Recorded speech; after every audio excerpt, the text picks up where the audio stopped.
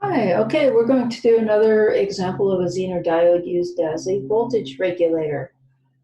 So in this example or this equation, we're going to ask, is it okay to use a 3 ohm dropping resistor? Is that going to be enough to protect our Zener from too much current flow?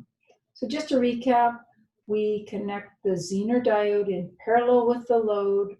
The purpose of the Zener diode in this case is to limit the current, limit the voltage that the load will see to 15 volts.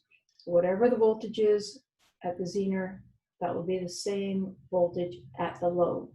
We also have to have a dropping resistor that will absorb the excess voltage. So our question is this dropping resistor too big or too small, or is it fine to use it?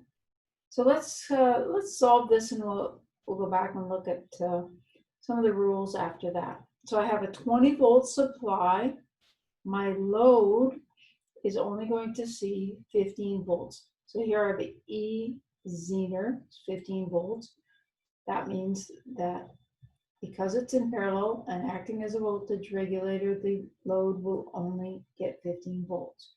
My supply was 20 volts. That extra 5 volts has to go somewhere, and that's why we've added the dropping resistor. So 5 volts across the dropping resistor. Now I can figure out my currents. 15 volts, this is using Ohm's law, 15 volts divided by 15 ohms. We're only going to have 1 amp flowing through the load, and over here, 5 volts divided by 3 ohms is going to be 1.66 amps altogether. Now, something I have to add in here is the negative and positive to show us what our supply is. So the Zener diode has to be connected in reverse bias, which means I need a positive up there, negative there. That'll put a positive across the cathode, negative on the anode. That makes it reverse biased. And what that does is it blocks until it reaches its Zener voltage, and then it conducts. So we now know that the current flow up through the Zener. I'll also just note that this is electron flow, so our current is going to be flowing out of the negative to this junction, where it's going to split. Some of the current is going up through the diode. The rest of the current, that 1 amp, is going up through the load.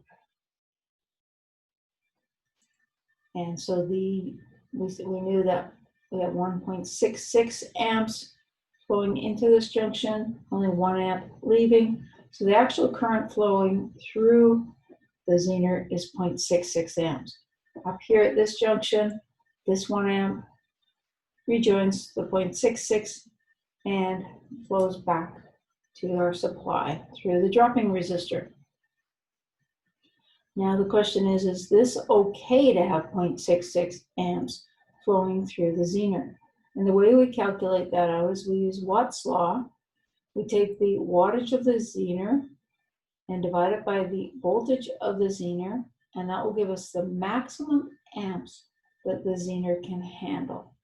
And so when we look down here, I said I Zener max would be watts divided by amps, watts divided by volts, 100 watts divided by 15 volts. The maximum current the Zener can handle is actually 6.66 amps. And we only have 0.66 amps flowing through it. So there won't be a problem with the Zener. The E dropping resistor is always going to be, this is just a recap now, the total voltage minus the load voltage. And so the dropping resistor sees 20 minus 15, or 5 volts. And then the current through the dropping resistor, we can just use Ohm's law. We had 5 volts divided by 3 ohms, gave us 1.66 amps as our total line current. And we found the load current here by using Ohm's law. 15 divided by 15 gave us 1 amp. And we found the actual current through the Zener by taking I total, subtracting I of the load. So right here, I total minus the load, and the following 0.66 amps was up through the Zener. And so we're absolutely okay because we did not exceed the current rating of the Zener. So we're good. Thanks so much.